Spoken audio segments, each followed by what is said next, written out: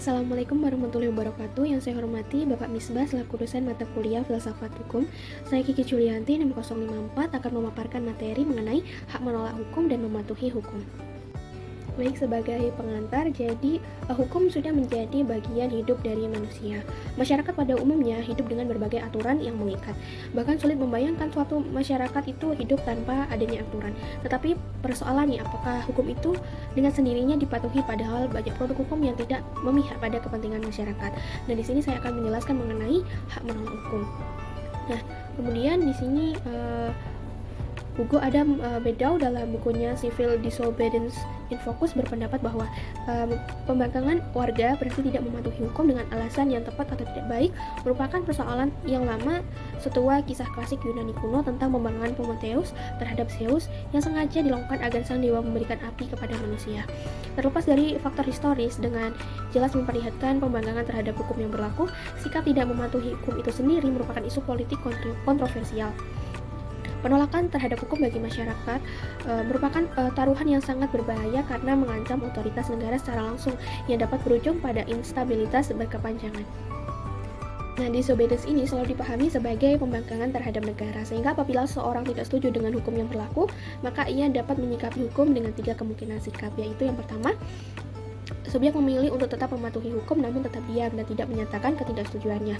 Takut akan hukuman atau rasa tidak nyaman atas kritik dari pihak lain seringkali menjadi alasan untuk bersikap diam terhadap hukum yang tidak adil. Kemudian yang kedua, subjek memilih untuk tetap mematuhi hukum namun setelah menyuarakan ketidaksetujuannya. Hal ini tidak biasa disebut sebagai civil disobedience karena tidak ada tindakan melawan hukum selain pernyataan ketidaksetujuan. Kemudian yang ketiga, subjek menolak untuk mematuhi hukum tetapi menyembunyikan ketidaksetujuannya sehingga tidak diketahui publik. Nah, oleh karena itu ada kemungkinan pembangkangan sebagai ucapan sikap peduli pada hukum yang adil itulah, maka hakim harus berhati-hati dalam menjatuhkan sanksi hukum. Di sini diskresi hakim memainkan peran penting agar hukum dapat diterapkan secara adil.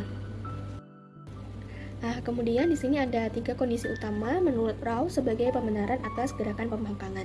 Yang pertama, apabila civil disobedience dipahami sebagai gerakan politik yang ditujukan pada rasa keadilan komunitas, maka pantas kalau gerakan ini dibatasi pada berbagai hal yang dipegang tidak adil. Kemudian yang kedua, civil disobedience dapat dibenarkan ketika berbagai upaya yang dilakukan dengan kehendak baik untuk memperbaiki keadaan dan tidak mendapatkan respon yang baik dari penguasa. Kemudian yang ketiga, civil disobedience sebetulnya lebih merupakan tuntutan prinsip rasa keadilan, khususnya yang menyatakan bahwa setiap orang dalam situasi yang sama harus mendapatkan perlakuan yang sama.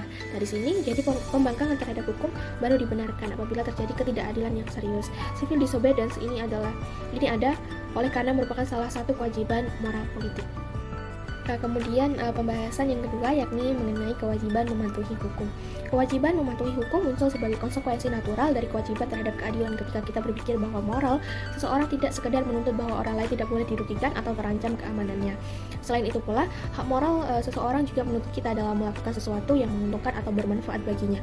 Sehingga kita secara moral wajib mendorong lembaga yang adil demi mengamankan dan mendorong pelaksanaan hak orang lain. Oleh karena itu, komitmen moral natural kita pada hak sesama warga negara merupakan legitimasi pembatasan kebebasan kita melalui hukum yang berlaku.